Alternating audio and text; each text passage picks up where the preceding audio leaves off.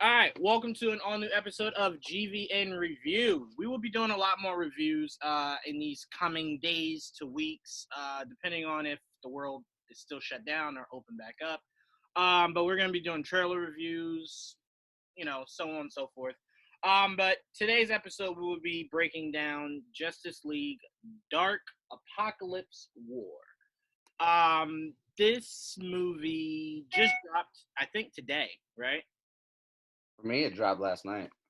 Okay. Um, yeah, I think I saw it last night too. Okay, so it dropped last night for some, maybe today for everyone else, but it is released nonetheless. This is seemingly the culmination of about 9 years worth of animated movies, building up a universe and then giving it its end game, so to say. I will say this before we get into this review. This is the one thing I wanted to tell you, AJ. You know how everyone kept saying, like, oh, the DCEU seems like it's ever changing.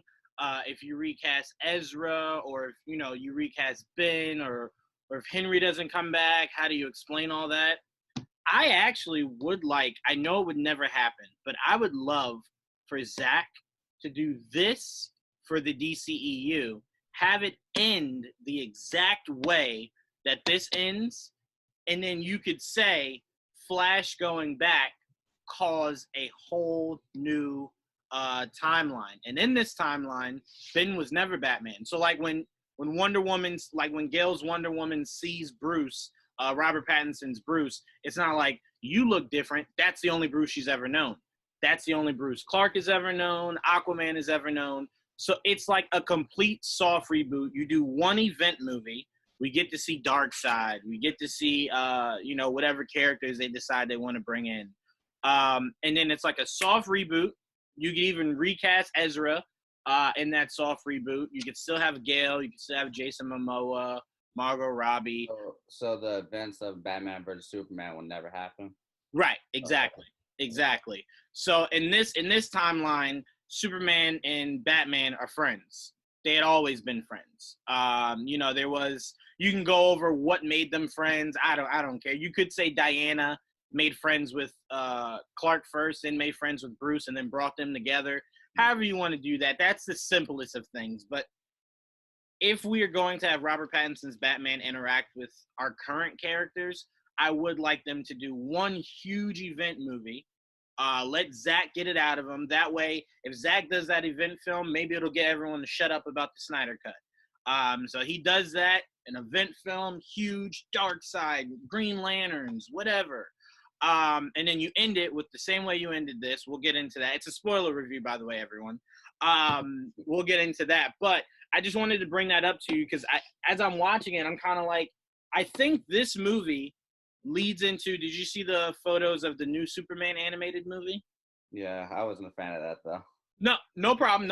I'm just saying, I think, and I'm not saying this definitively, but I think the reboot that this Flash is making at the end of this movie is what leads to our new set of universe movies that we get. So it could be, he ran back. Now this is a new Superman that we have, and then we'll have a new Batman, and then Wonder Woman, and so on and so forth.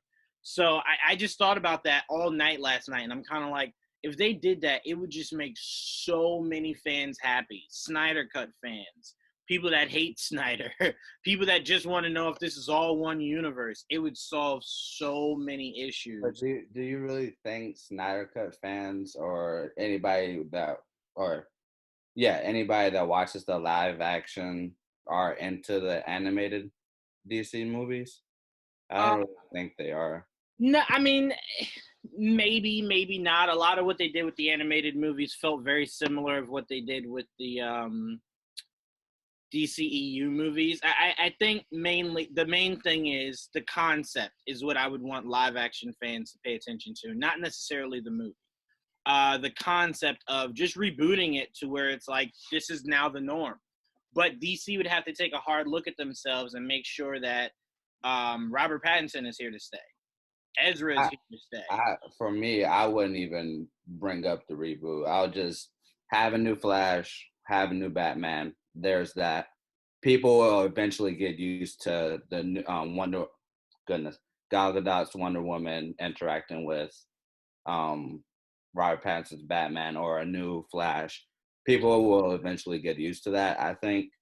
So I don't really think you need to overcomplicate things with a Flashpoint for general audiences. I just don't think it's general audiences aren't really what I'm worried about. I'm worried about actual fans that are, you know, very rightly so, curious about whether or not Robert Pattinson's Batman will interact with everyone else, because that does need to be explained.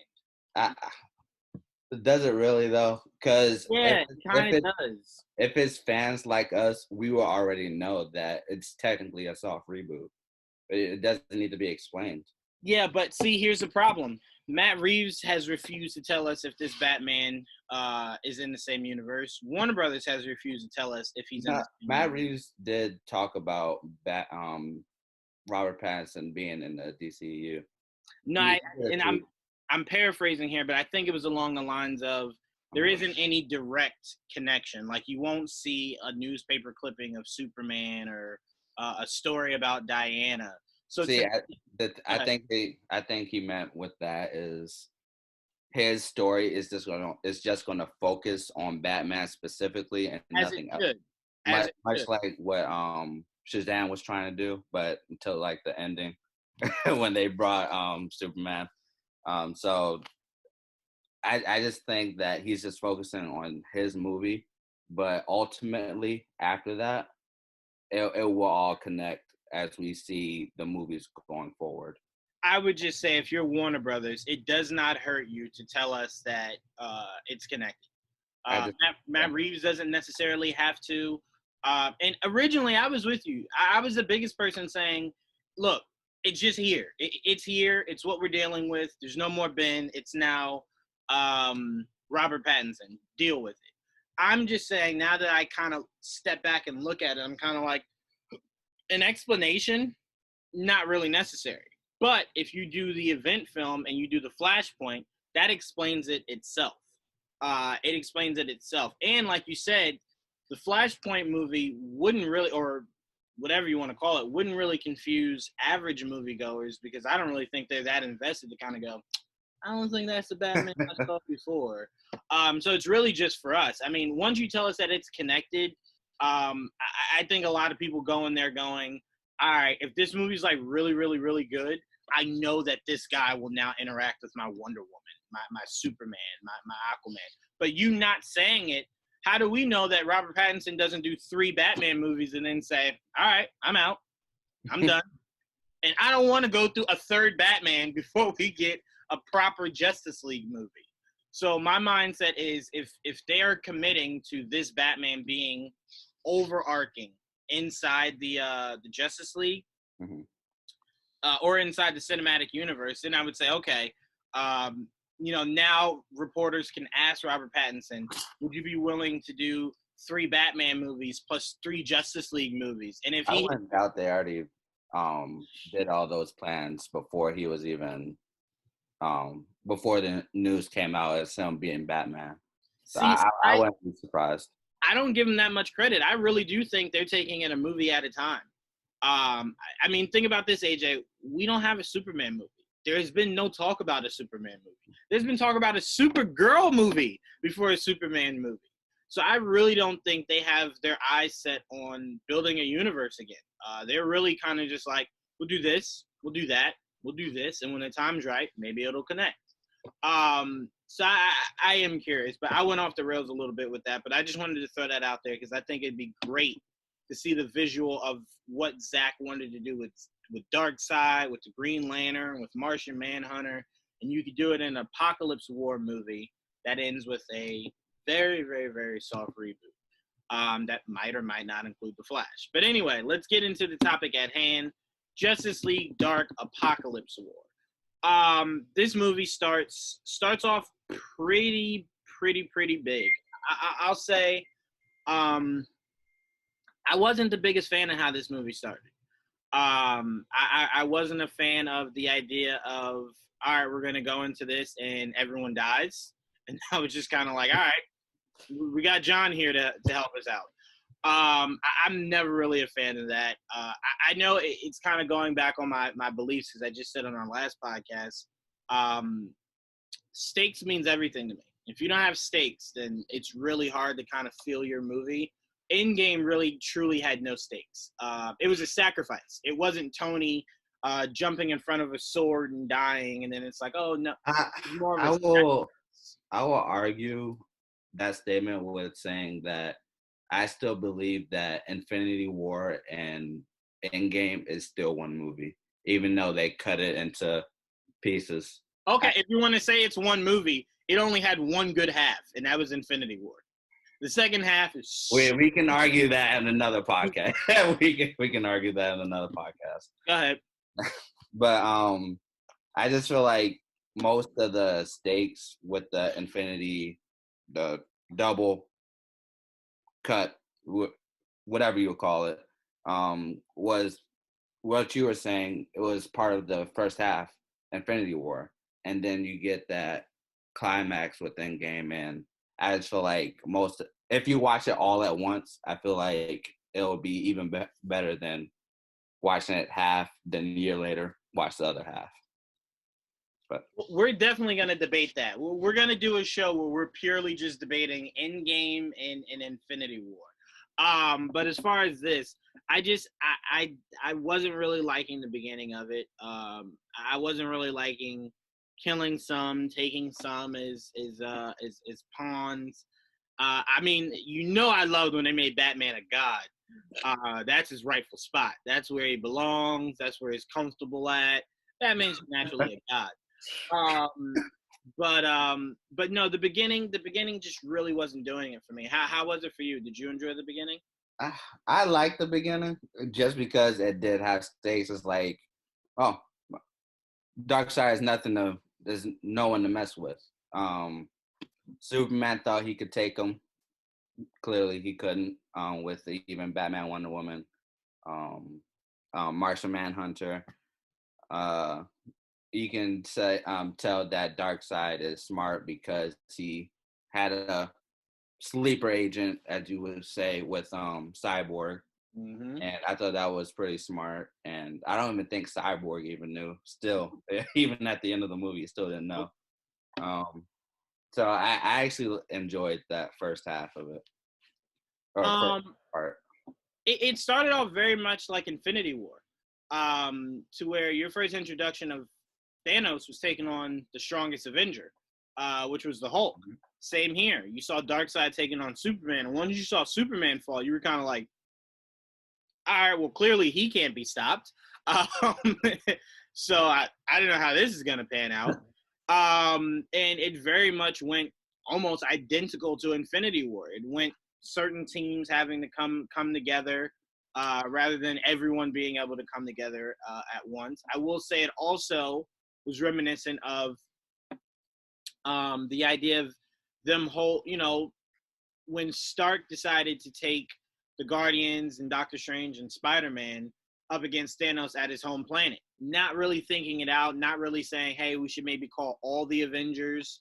Him thinking, hey, we'll take our crew, we'll stop him from coming to Earth, as if Thanos was like some little biatch that could just be like rewarded by, some of the weaker Avengers that were being sent to him. So it reminded me of the same thing, to where they were kind of like, I don't think this is a good idea, Superman. And he was like, well, we're doing it anyway. Mm-hmm. And they went there and they got mollywopped. And I mean, Darkseid just thrashed them. And what was funny was most of Darkseid in this movie was him with his arms behind his back. He didn't really fight till the end of the movie. Yeah. Most of it was just, I'm not even breaking a sweat. This is really easy for me. But I mean, this speaks to what we wanted to see from the DCEU. They could have built Darkseid the same way Marvel did Thanos. They're identical as far as characters. They're identical as far as there's so many different things that you could have done. They could have had, what's her name? One of his Furies that used to be his Fury. Barda? No. Big Barda. I think it is Big Barda. You could have had Big Barda as like the sleeper agent. So like she's telling the Justice League, like, hey, this threat is coming. I want to help you guys. I'm sick of working for him. Or Big Mr. Barda could have. Terrific. Is it Mr. Terrific? No, it's not Mr. Terrific. I'm thinking about something. No, else. not Mr. Terrific. It's I can't think of his name, but it's not Mr. I don't think it's Mr. Terrific. Because Mr. Terrific is member from Arrow. Yeah. He had the T on his face. But anyway, you could have used Big Barda the same way Marvel used Loki. To where she's the kind of infiltrator. She kind of gets people thinking one thing, and then boom, here comes Darkseid to kill everyone. So I very much could have seen that play out like that. So obviously we see it start. All of the Justice League has fallen. We fast forward to now Constantine in the bar with my favorite character, my top 5 favorite character, Etrigan. I love Etrigan. When we see him live action, AJ, I will freak out like nobody's business. But we see him obviously drowning in sorrow. Mr. Miracle was the name. Sorry. There you go. Yeah. Yeah, when you're like Mr. Terrific, I'm like, yeah, wait, no. I'm like, Mr. Terrific, I've seen him before. But yeah, so we see them obviously drowning in their sorrows. Constantine drowning from losing Zatanna, and Etrigan obviously from losing whoever he lost, someone that he cared about deeply. Etrigan was so sad, he wasn't rhyming anymore. And that's saying a lot when Etrigan isn't rhyming. That is his go-to. But no, I mean, so obviously you see in that scene, Superman comes back with the most, and that's why I got to give the writers a lot of props for this. That was the most thought out way to neutralize Superman. Oh yeah, giving him a kryptonite tattoo. Mm-hmm. No one's ever thought it. Well, let me say, not that I know of. No one's ever really thought of that. That's genius. That you gave him a kryptonite tattoo that laced his chest, and you did it in the shape of the S. So you reminded him like, hey, you're Superman, but you're my Superman. So I love that. Raven looked as if she was worn down, very much defeated. Excuse me. I love that. Now, where we get to where I really had a problem with this movie was as we start to slowly progress, Raven and Superman getting Constantine to help them, making him feel sorry about leaving Zatanna. We'll get to that huge reveal later, but we did get a flashback of Constantine freezing when Zatanna was captured by Darkseid's goons, and then we see her get eaten as Constantine just runs away and leaves her. We'll get to that huge reveal, like I said, later, though. But what I really didn't like was seeing all of the Justice League, whether it was the Teen Titans, Justice League Dark, the actual Justice League, just seeing them be ripped through. I'm like, there has to be someone strong here. And they were just getting ripped. They were definitely watered down. Very much watered down. And I'm like, I don't think you had to water them down to further get across your point. And your point being Darkseid was strong as hell. To me, it was just like they did the opposite of what I said I hated Infinity War did. They took their goons and they overpowered their goons and they underpowered their heroes. In Infinity War, they underpowered their goons and overpowered their heroes. So, I mean, I'm watching this and I'm kind of like, I mean, they should have a chance at some point, right? Like, I mean, there has to be someone strong in the Titans. Nope. Murder. Swamp Thing. He's not dark. Right. But even Swamp Thing, who should have been way stronger than that, I feel, just got dusted. And we didn't see, correct me if I'm wrong, we didn't see, oh man, what's his name? Zatanna's dad took over him in Justice League, in Young Justice. Puts on the helmet. Or Dr. Fate. We didn't see Dr. Fate in this. I was shocked. Wouldn't he be involved? No, I don't think he would be. Isn't this connected to Young Justice? Like all of it? No. Okay. No. I mean, then maybe. I have no idea. Well, you know it's not connected to Young Justice because remember, the Superboy that we have in this universe is young. The Superboy in that universe is older. Older, taller, more brolic. This Superboy was slender. Okay. Yeah. Yeah. I don't know why I was, yeah. And he got his ass whooped, AJ. I mean, that Superboy was dead in like 3 seconds. I'm like, isn't he supposed to be like almost as strong as Superman? Shouldn't he have put up a little bit more of a fight than that? To be fair, even Superman barely survived. Well, I think Superman fell to Darkseid. I think Superman could have easily mopped his what you call it. I think he could have easily mopped them. He'll probably take down like 4 or 5, but he'll definitely get overrun. I just think I look at this movie and I kind of just go, I was really surprised at how easily it was to defeat Justice League. Wonder Woman got trashed. Martian Manhunter got trashed. Hawkman, Hawkgirl, just everyone just got trashed. And I'm like, this is really depressing to watch, honestly. So walk me through your thoughts after we see Constantine decide to join up with Superman and Raven.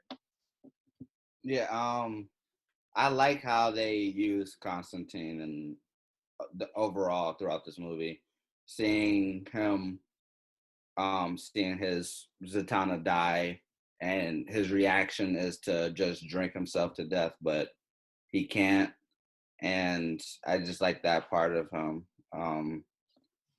At first, when he ran away, I was like, this is not Constantine. This is such a... That's what I thought. That was such a disjustice to Constantine as a character. And then we get later on in the movie, and I was like, oh, okay. That's fine then. But yeah, I like Etrigan too. He's not my top 5 or top 10, but I thought he was pretty funny while he was being bored the whole movie. Yeah. I thought that was pretty funny, but at the same time, I just didn't care for the it was either the dialogue itself or just the writing itself. For him? Yeah, or some of the characters, I didn't really care for the dialogue. It felt cringy to me. I'll say this: Etrigan's dialogue was kind of just like, all right, you wanting to kind of showcase like this means nothing to him would have been cool if you did it only a little bit towards his introduction, and then kind of just went more towards the classic Etrigan. Also, I didn't like Raven cursing. It felt forced. It felt like, hey, I want to show that I'm mature, and it was just like that was really weird. A lot of this dialogue kind of was just like it was weird. I wouldn't say cringy, but it was definitely a little bit off-putting. It was kind of like, what? I don't even think he would say that. I don't think she would say that. It was just like, I don't know where they were getting. I'm like, you spent 9 years creating great voice characters, creating great arcs. And all the actors in the movie are good. The voice actors are they're all good. Right. The dialogue just kind of sometimes is like, all right, no, not really. So, I mean, I'm with you there. I wouldn't say cringy because when I think of cringy dialogue, my mind goes to Fan Four Stick. That was cringy. Every word I was like, oh, people don't talk like that. Good old Origins. She was ending every conversation with Reed AJ by going, right? Who talks like that? Like I don't go, hey AJ, it's Sunny, right? It was just that was cringy. X-Men Origins was way better than Fan Four Stick. But that's what I mean by cringy. That was cringy. This was kind of just a little off-putting a little bit. But yeah, I'm with you. Seeing John Constantine run away, I'm like, I've never seen that. I've never seen him do that. I've seen him kind of go, this isn't my fight, but someone that he loves just abandoning them, that's not the John Constantine I've come to know. It got better throughout the movie. I was like, okay, I can see that happening. So yeah, we're gonna get to the reveal of why we were like, okay, that makes more sense. But so after that, we obviously get Superman reuniting with Lois, finding out that Lois is now a cage fighter, or she was doing cage fighting to get information. She was fighting Harley Quinn. She won weirdly. I did not like that. I'm kind of like, I have no respect for Harley in this movie. Harley thinks the Lois Lane, no. Good old plot. Yeah, I'm like, All right. Okay. All right. You're pushing it a bit here. I really love this Suicide Squad. I actually want a Suicide Squad universe. It just stands on its own. Where you're doing multiple Suicide Squad movies that has at least the same 3 to 4 characters, but you rotate everyone else. Okay, here's my thing with this. For me, I would personally love each character have their own world, but overall they can come together in a specific movie. So, for example, with Batman, you'll have a trilogy or more than a trilogy, focusing on Court of Owls, and throughout each of those movies, you can have hints and tidbits of the history of Court of Owls and all of that. And then the last movie, you focus on the actual Court of Owls storyline. I would love that. Same with Wonder Woman. You can have her fight multiple gods, pantheons of gods.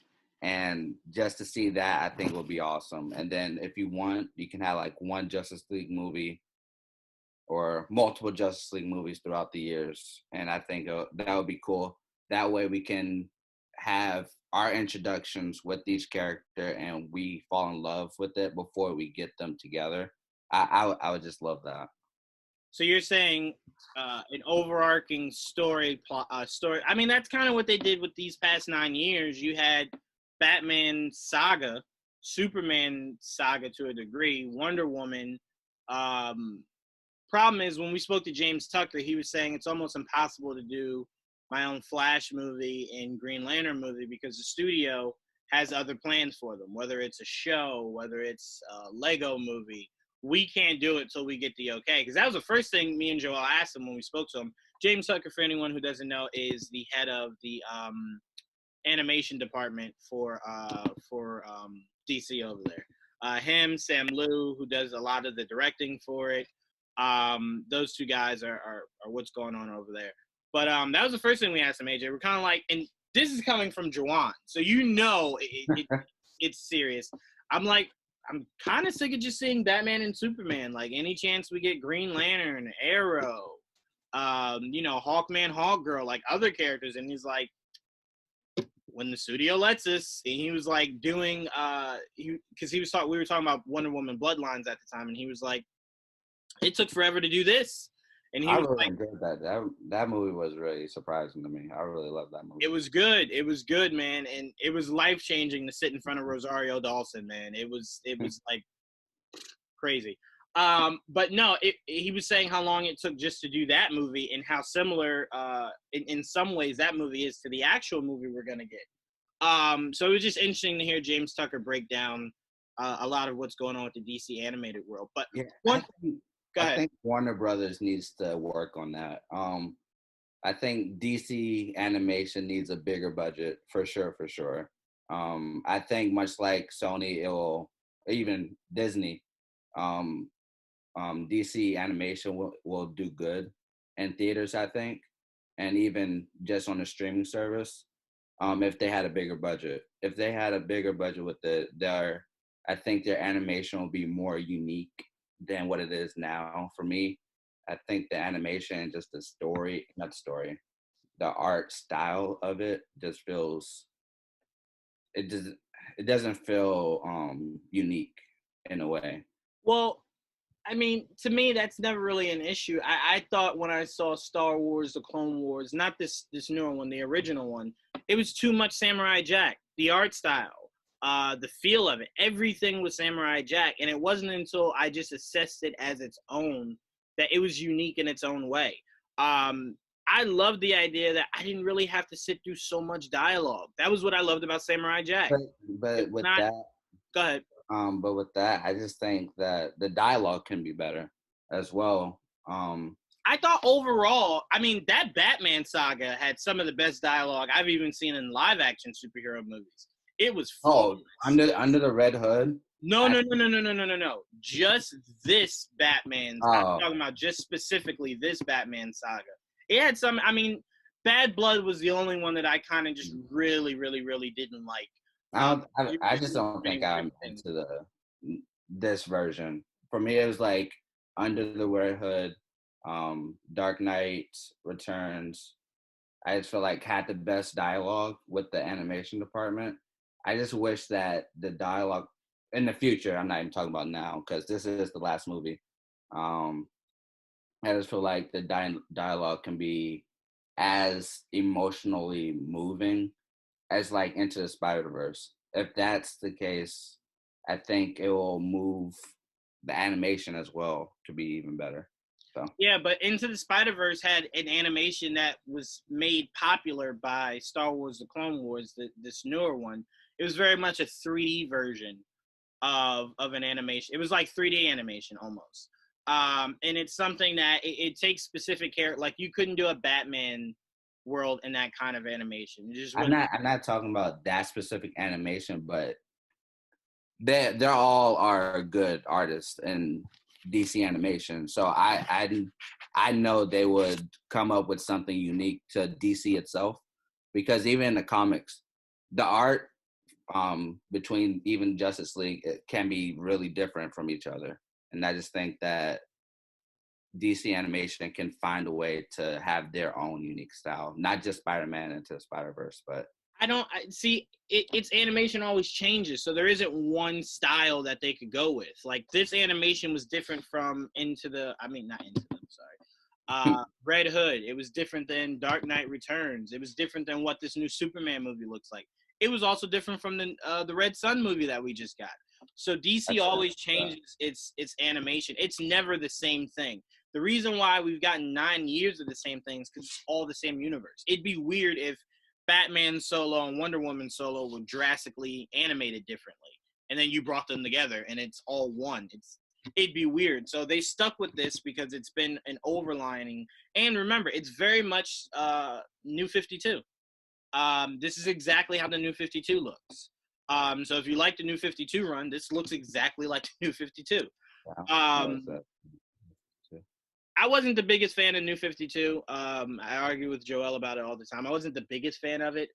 It might have good storylines. I've never read any of New 52. I'm speaking purely off of its designs. But back to the movie. Obviously, we see I don't know why I was going to say Diane Lane. Definitely not Diane Lane. I don't know why I was going there. Lois Lane recruit not only the help of the Suicide Squad, but, Damian, John, Etrigan, Superman, and I think I said Raven. It was really interesting to see the Suicide Squad pair up. And they picked really good members of the Suicide Squad. Excuse me. That's the squad I wanted in this new movie. It's just a perfect squad. It really is. And I'd fight anyone who says someone always has to die in the Suicide Squad. That's not true. That's not true. I don't need the entire team to survive, but I feel as though if someone's mindset is someone always has to die, it then limits how many really good characters you can introduce. Like if you wanted to bring Black Manta into the Suicide Squad, I wouldn't want him to die because he has more Aquaman movies to be in, So I'm like, I wouldn't want him to die. Captain Boomerang can't die because he hasn't even fought the Flash yet. So it's like it's certain characters that I want to see in the Suicide Squad, but also I don't want to see die because they have other franchises to be a part of. I would love to see Cheetah after this if she doesn't die after Wonder Woman 84. I'd love to see Cheetah in the Suicide Squad. So there's just so many characters that could interact with Suicide Squad that you don't necessarily want to see die. So this one had King Shark, Captain Boomerang, Harley, Black Manta, Cheetah. Rainn. Say it again. Cheetah. Cheetah was in this? Yeah. Oh, okay, Cheetah. I gotta watch it. I just repped for her and didn't even notice her. But I really did. Am I missing anyone? Bane, Cheetah, Harley, Captain Boomerang, right? Captain Boomerang, Black Manta. Yeah, you said that. Yeah, all right. This is a great team. I would have loved to have seen this team in the live action. King Shark annoyed me in this movie. I think it's because he says, I am King Shark. Like Groot says, I am Groot. Yeah. 24. It just annoyed me for some reason. Yeah, I can't disagree. I can't disagree with you on that. I'm with and you. And then he talks regular at the end. Yeah, I'm like, what? I'm like, does he think we need to know who he is? We can see you're a shark. I mean, that's not really something we need you to tell me. That I could visibly see. But no, I really like seeing this team come together, and we see them. We see Lois Lane obviously talks about that they have a mole in Darkseid's army, and that proves to be, of course, Lex Luthor. Yeah. That was just way too obvious. I will say this: they got Rainn. I think it's Rainn Wilson. I think that's his name, who played Dwight on The Office. Because there's another Rainn that I'm thinking about. But Rainn Wilson, who plays Dwight on The Office, is the one who is voicing Lex Luthor. It was very off-putting. I never really liked him voicing Lex Luthor. He doesn't have a strong enough voice to really carry it. And maybe it's just, and I'll fully admit this, maybe it's just because I'm used to my Lex Luthors kind of being a little bit more commanding. Yeah, this one kind of seemed more like, I'll tell you this, if they were doing a Lex Luthor that was kind of playing off of Zach's Lex Luthor, Rainn Wilson is a perfect voice for it. The kind of weird, kind of nostalgic Lex Luthor feel, no, not nostalgic, I'm sorry, weird, kind of off-putting Lex Luthor, Rainn Wilson can voice that perfectly. But the demanding, like picture the Lex Luthor we're used to, Tom Clancy voice, I believe. So it's like going from Tom Clancy to Rainn Wilson, you're kind of just like, what's going on? What happened to your tone? Like the inflection, anything. But it really was a little off-putting to me. The last couple of Superman movies that we saw, where I had to hear it, I'm kind of just like, oh, I don't know. I mean, it was cool because it's like the idea of Dwight being Lex Luthor is hilarious. But listening to him kind of being commanding and demanding is just like, it's not working, man. I told you I compare it to when it's like picture Batman corners you and you're like, oh God, Batman's gonna beat my ass. And then he goes, where's you? You kind of go, I don't take you seriously anymore. Like I don't take that seriously. I'm not as afraid. That just reminded me in Homecoming where Spider-Man tries to. Yeah, exactly. That's what it reminded me of. So I mean, I'm listening to it. And I'm kind of just like, not really liking it. But I do want to get your take on how did you feel about Batman in the Mobius chair. Yeah, it was underwhelming for me. I just didn't like Batman being Darkseid's slave at all. It made sense for the story, but I just wasn't a fan of it. I would have preferred, and I don't know why they didn't go this route. I would have preferred if Batman was the spy. It just would have seemed more like Batman, to where no one can really can control Batman except for Batman. I think if he was the spy, we wouldn't got that emotional depth with Damian Wayne and Bruce and Batman. Okay. Well, no, because as Batman was hurling those insults, we all knew he didn't mean it. It was Darkseid. So I mean, if he was a spy, it wouldn't have taken anything away from Darkseid still finding a way to kill. But kill none of that would have happened. Damian wouldn't have died, quote unquote. No, because here's the thing. Batman, think about Batman, AJ. He wouldn't have told everybody that he was a spy. Remember, only Lois Lane knew. I'm sorry. She didn't even know who the spy was. No one knew who the spy specifically was. Yeah. That's why when they saw Lex Luthor, it was like, of course it's you. So they wouldn't have known it was Batman. So it would have still hit because he wouldn't have known that his dad was faking it the whole time. And I think it just would have been more suiting to Batman. It would have been truly Batman, because Batman would have been like, don't nobody control me. Come on now, son. No. I just like how he himself has broke control over Darkseid's mind control. Right. It wasn't anything else. It was just him and just his son almost dying, basically. Right. So I just like that, the way they handled that part. And I will say, I was curious how they never really talked about it, but how Bruce felt about the death of Dick. Because that would have hurt him more than the death of Damian. Seeing Dick didn't die. Huh? Dick didn't die. No, remember he did, and then Damian put him in the Lazarus pit. Oh, but Batman didn't know. No, So but technically, that's what I'm saying. I would have been curious. I would have been curious if Batman found out how he would have reacted to that. And I assume Alfred died like almost immediately. I'd find it hard to believe that he had himself bunkered in that Batcave and either half of Earth's molten lava being pulled from. Lois survived. How come Alfred couldn't survive?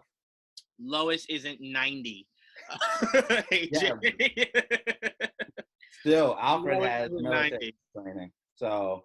Well, no, we don't know that this one does. 90 in the DC comics doesn't mean you can't fight. Look at Ra's al Ghul. No, but time out. We don't know that this Alfred has military training. This Alfred has never said that he did.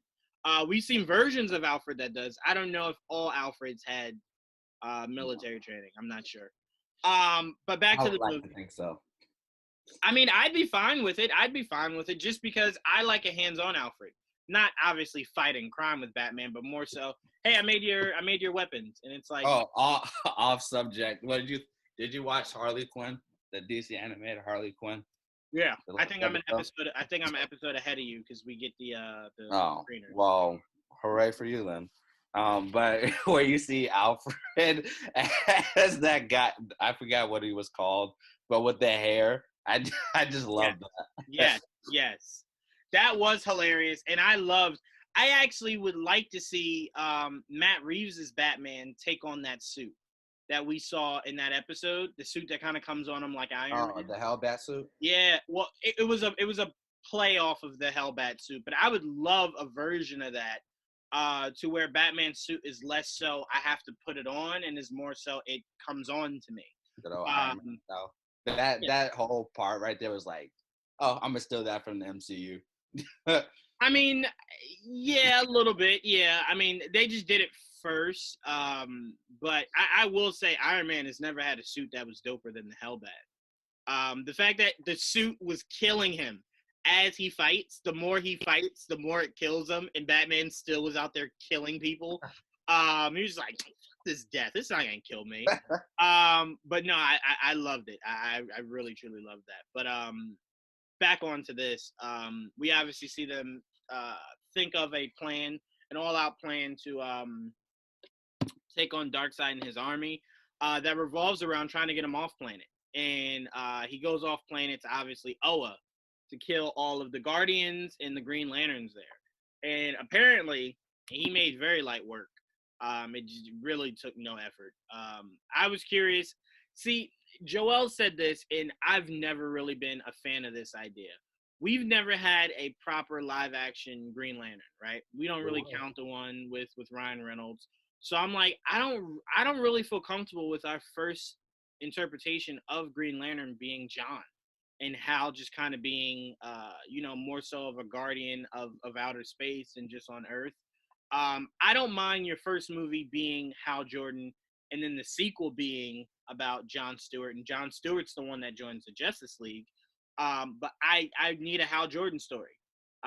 Because if you completely skip over Hal Jordan, what are we doing here? And then he goes, well, Justice League Unlimited, you grew up on John Stewart, not Hal Jordan. And I'm like, that's even more reason why I want Hal Jordan and not John Stewart. I've seen all of John Stewart. I don't really care about the order in which they're being placed. If it's John Stewart first, I'm fine with that. Hal Jordan first, I'm fine with that too. It just depends on how they write the story, the characters itself. Hell, Hal Jordan can even be a student of John Stewart. I don't care. I don't know, AJ. Hell no. So you cool with Batman being a student of Dick Grayson? The difference in that is Dick Grayson is younger, and you already know Batman was there John first. Stewart is supposed to be younger than Hal Jordan. Or no, they're supposed to be. They're in the same age. No, not the same age. They're not far from each other. Like Hal Jordan might have been in like his early to mid 30s. John Stewart might have been close to mid 30s, late 30s, maybe around there. I have to double check. See, that's what sucks about Unlimited. It only gave us Jon Stewart. So in my mind, until I read the comics, I'm like, only Jon Stewart, Green Lantern. Well, I'm excited for the Green Lantern series that's coming on HBO Max. That's all. I'll be excited when I see what they're doing with it. I need to see what's happening with it first. If HBO series have been nothing but incredible for me, so I have no doubt they'll do good. Last time we saw a Green Lantern project, though, it was not good. That movie doesn't count. Come on, there's two different heads from a TV series to a movie series. That's totally different. Could be worse, AJ. It has potential to be worse. Name one bad HBO series. Exactly. Exactly. Doesn't exist. Does not exist. But this isn't on HBO. It's on HBO Max. It's still connected to it's HBO. Not HBO. It is HBO. Anyway, HBO Max, Warner Bros. They're all connected. DC. So were you a little sad that you didn't get to see the Lanterns, I guess, stand more of a chance against Darkseid? I didn't really like that. I just don't like how it was perceived, how weak the Green Lantern Corps is. We all know the Green Lantern Corps is one of the strongest corps in DC universe, comics universe, basically. So just to see one person take down the Green, it just didn't sit right with me. Also, off book again. Why do they have Lady Shiva in this movie? I don't think there was any point of her being in that movie. Lady Shiva? Well, Lady Shiva made sense because if Lady Shiva, if the world's ending, it would make sense that she would go to someone she knew, and you assume she would know Damian very well. They travel in the same circles, so it kind of made sense. What's funny to me is, AJ, it took when she died. I thought the whole time it was Talia.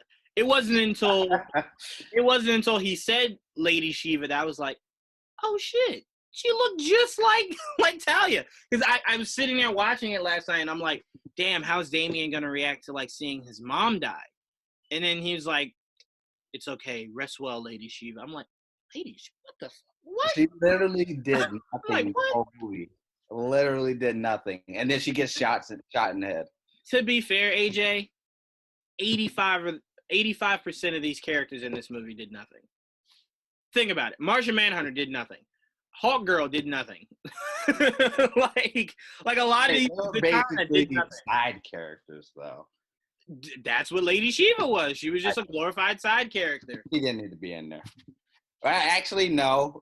We did get that awesome fight sequence with Wonder Woman, Martian Manhunter, Mera. So but that could have literally been anyone. Like, it didn't have to be those characters for that to have been so badass. Lady Shiva did nothing. She kicked King Shark, and that was it. She was helping defend. She was helping defend the lair when they first showed up. She just went straight for King Shark, and that was it. Yeah, she was, and that's it. It seemed like she was just Damian's bodyguard. She wasn't a good one. She wasn't a good one. Did Damian get shot? No, she got shot, so it worked. It worked. Anyway. No one was aiming for Damian.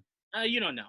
I don't disagree with you, man. It really sucked to see the Guardian. First of all, I don't think we've ever seen a proper iteration of the Guardians, where they aren't being punked out. Like, the last time I remember seeing the Guardians was the Injustice series. They got punked out there by Superman. They got punked out here by Apokolips. I don't remember the last time I saw those characters, and I'm like, that's the Guardians I remember. Look how strong they are. They're just always getting destroyed somewhere. I would just really like a good interpretation of how powerful they are. Sure, maybe they're not Darkseid powerful, but at least good. Like, Darkseid didn't even have a strap. Now, I will argue that all of them together will beat Darkseid. Would beat Darkseid? No. Yes, 100. If Superman by himself can beat Darkseid, the whole Green Lantern. When did he, AJ? When did he? Now you're gonna have to. When did he?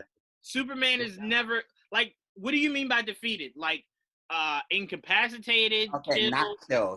Superman doesn't really kill. I just meant So like. what do you mean? Like took him off world. Like when he goes to Earth, when Darkseid goes to Earth, Superman and Justice League, but Superman always gets the last fight, and he always ends up taking Darkseid back to. Yeah, but that's not really a defeat. And remember, in timeout, remember the Justice League had worn him down before Superman even got there. Remember, Wonder Woman took out an eye. Like they were really giving him the business, and then when Superman got there, it was just, I'm gonna punch you in this portal. Okay, but how many people? How many people is that? That's Wonder Woman. That's Batman. That's Green Lantern. That's Hal Jordan by himself too. Superman. Flash. Yeah. And then you have the whole Green Lantern Corps. Mm-hmm. The whole Green Lantern Corps. You don't think they can beat Darkseid? No. Nope. So you think Hal Jordan could? Okay. Well, did you not see him break Hal Jordan's arm in Justice League War? I don't like that. Hal Jordan. That would actually happen. Hal Jordan couldn't beat Darkseid. Yeah, but he could put up a better fight than just. Let me ask you this. Name one being between Oa and Earth that you think could beat Doomsday. Between Oa and Earth? Mm-hmm. One hero. Or a few heroes, whoever you want to name. Few heroes? Because if you put comics and general? Comic. Okay. Comic. Because if you put all right, let me be more specific. Let me be more specific with my example so I don't ruin it. If you put Darkseid on Oa, mm-hmm. Darkseid will kill them. He will kill them. Remember, it'll be a better fight than what they lost off screen. You know how bad that is? Yeah, that's like not even putting you in the movie. Yeah, no, you're right. But even if they put up a good fight, because I agree with you, that was the point I was trying to make. The Darkseid didn't even have a scratch. They would have put up a good fight, but they're still not beating Darkseid, AJ. Darkseid, him mopping them is only slightly inaccurate to what would actually happen. Only slightly. They would get some really good licks in, but he would mop them. Just like the Hulk losing to Thanos. Him losing to Thanos is still going to happen. It just would have been a better fight than that. It just would have lasted longer. Hulk would have gotten a lot more hits. But Thanos would have whooped Hulk's ass, AJ. It just would have happened. It's the inevitable. Technically, it wouldn't be a whoop ass. No, it would have been. He'll beat him, but it would. No. It would have. Remember, if you're whooping someone's ass, then you have no chance. Yeah, you do. No, you don't. Yeah, you do. Anyone could easily, at any point, get the upper hand on Bruce Lee. Doesn't mean you will, but you could. No one can get an upper hand on Bruce Lee. You could. You probably never would have, but you could. You could is not a good example. I look at Darkseid. I look at Darkseid like this, right? Superman sometimes gets the best of him. But it's more likely Darkseid could kill Superman than I think Superman could kill Darkseid. Hesitation is the only thing that is the difference between the two. If Darkseid could kill Superman, he would. It's just really hard. So if you can't kill Superman, you're not about to tell me Darkseid can't kill all of Oa. Superman can kill all of Oa. Okay. We're going. Okay. We can Come on now. You're going to tell me that Superman couldn't kill Oa? No, I don't think so. Oh my God, AJ! I don't know what comic book you done read. It's so inconsistent. I just don't really care for the characters. If we're just talking about based off the animated, then I actually don't think so. If Doomsday can beat, you know what? Yeah, never mind. You're right. You're right. Okay. All right. Just had to let you talk yourself into reason there. All right. So we obviously see them leading all on attack. It's kind of met with resistance. Batman kind of calls into Darkseid while he's whooping ass on Owen, and kind of goes, "Hey, they're here." And Darkseid's like, "All right, no problem. Send some fire this way, and I'm gonna head back." And then I loved how the fire just came from Earth all the way to Oa, and you just see John Stewart just go, "Oh, damn," and die. In all of Oa, essentially. So then we fast forward to, obviously, they're looking to take out Batman, and in comes Darkseid. And Darkseid's like, so what y'all want? what y'all really want, yo? I love seeing Wonder Woman kind of regain control with help of John Constantine, who is really John Constantine. And what I mean by OP, I don't mean OP like Goku OP. But John Constantine is a lot stronger than I think these shows and animated movies and stuff have really shown him to be. He's really powerful when it comes to the dark magic. I think that's all characters in the animated. Say it again? I think that's every character. Yeah, to be fair. Yeah, I haven't seen Martian Manhunter properly shown yet.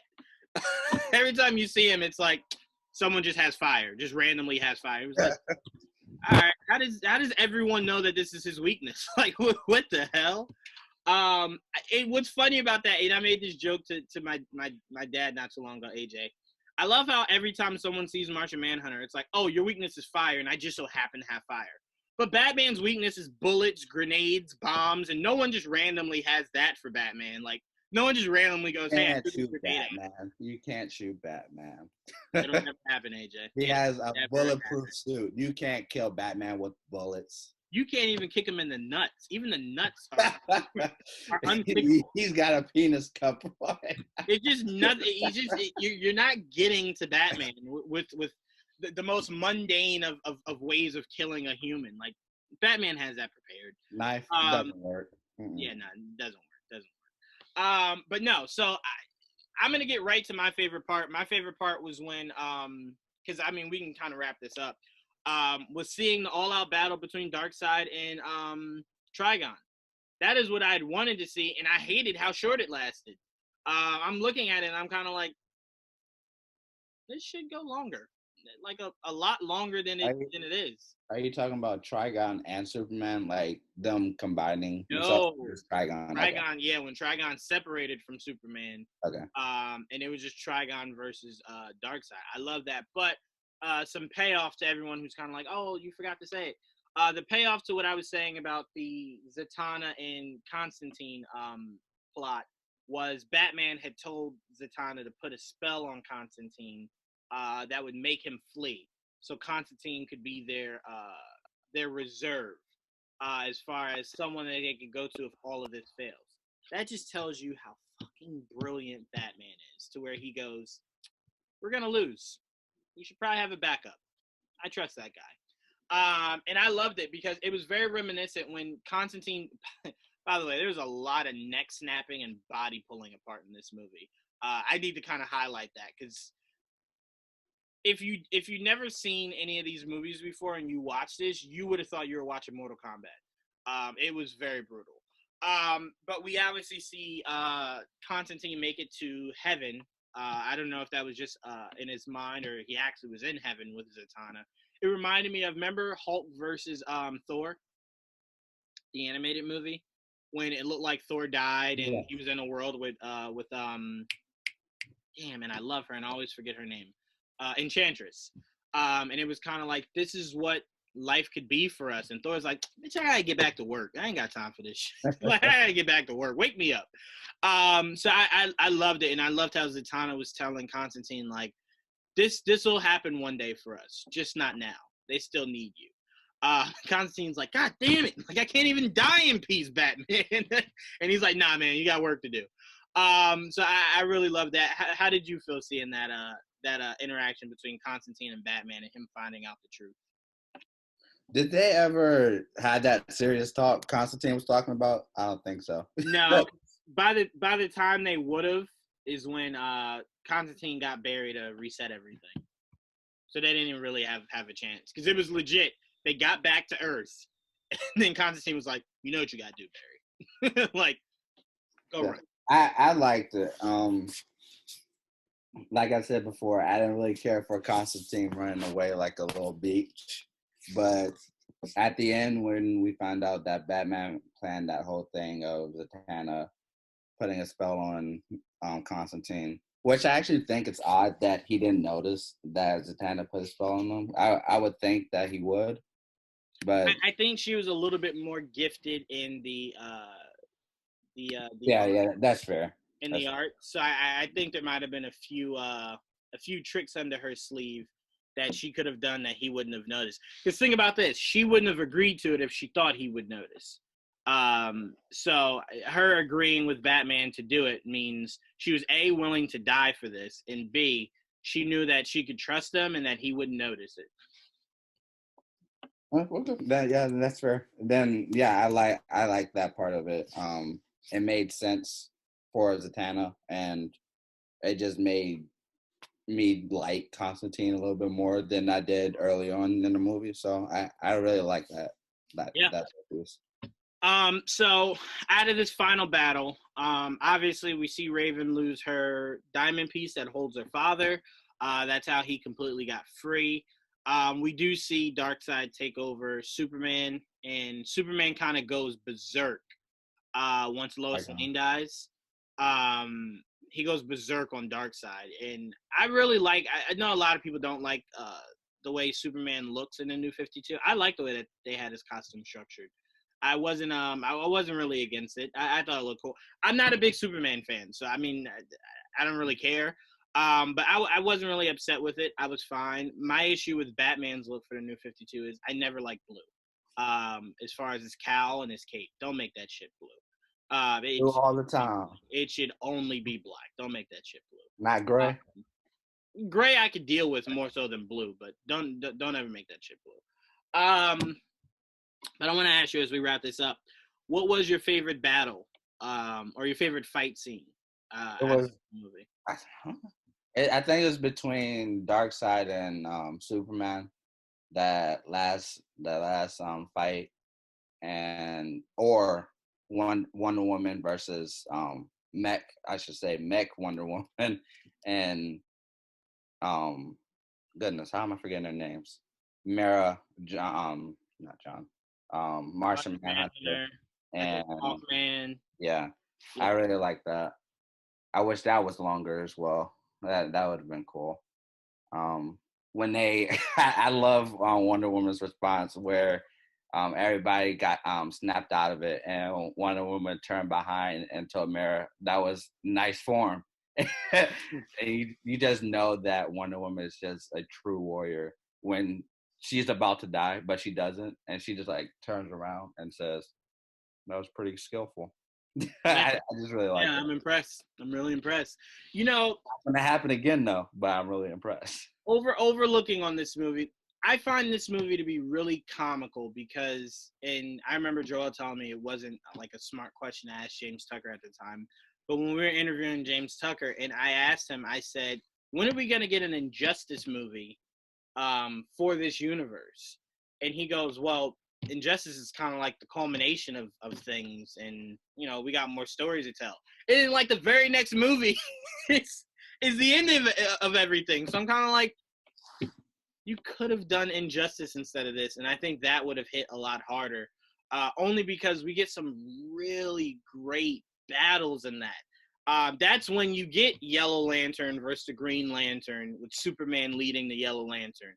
That's where you get not Dr. Fate, Sentry, I think is his name. You get Sentry versus Trigon, with Mr. Middle Pixic or whatever his name. You get so many just like really OP battles in Injustice. And I'm like, I would have liked to have seen this Clark losing Lois, how he reacts, and then how this Batman reacts to that. And then how you see Diana take sides, Flash take sides. I would have liked to have seen that. Maybe we'll get it. War. Yeah, essentially, yeah, but way darker. I mean, Superman rips his hand through Joker's chest, AJ. Nothing like that really happened in Civil War. No, I'm lying. Fake Thor, Robot Thor did go through what's his name? The guy that they introduced in Ant-Man and the Wasp, that turns into a giant also. Goliath. Thor went through Goliath in that, yeah.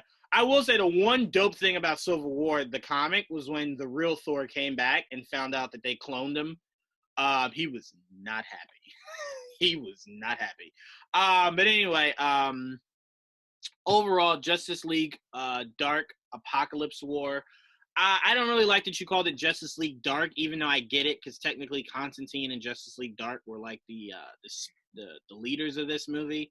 I just feel like Justice League Dark deserved a proper sequel before you make their sequel. Because this is how I view it, AJ. You know how we view Captain America Civil War as just a glorified Avengers movie? Yeah. Mm-hmm. This, hands down, was just a Justice League movie that had Justice League Dark characters in it. Like, the main focus was Superman, and then the main focus was Batman, and it was, like, sometimes constant. It was clearly a Justice League movie. So, I mean, but to me, I thought Justice League Dark deserved a proper sequel. You know, where we get to see them as a full team. They had been together for a while, and they're taking on whatever magical threat you wanted to throw their way. But they deserved a sequel. Excuse me, before you make their sequel, your end game. Really. So to me, that bothered me a little bit. But all in all, this is not a bad movie. This is definitely one of my favorites of the past 9 years. I think my least favorite is Teen Titans versus Justice League. That was just such a snooze fest to me. No disrespect to any of the hardworking people of that project, but it wasn't a movie that we ever needed. Why would we want to see the kids fight their parents? Like, why not? What's wrong with that? Why so? You only just introduced them. Like, clearly they're not strong enough yet to defeat their parents. You see, Batman versus Robin. Yeah, that's different. We had known that Robin had spent birth training for something just like that. Every single person in Teen Titans. But we had only just met them, AJ.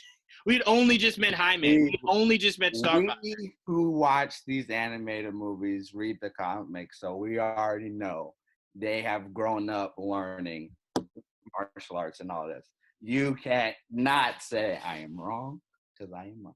You cannot say that at any point those children would stand up against their parents. 100%.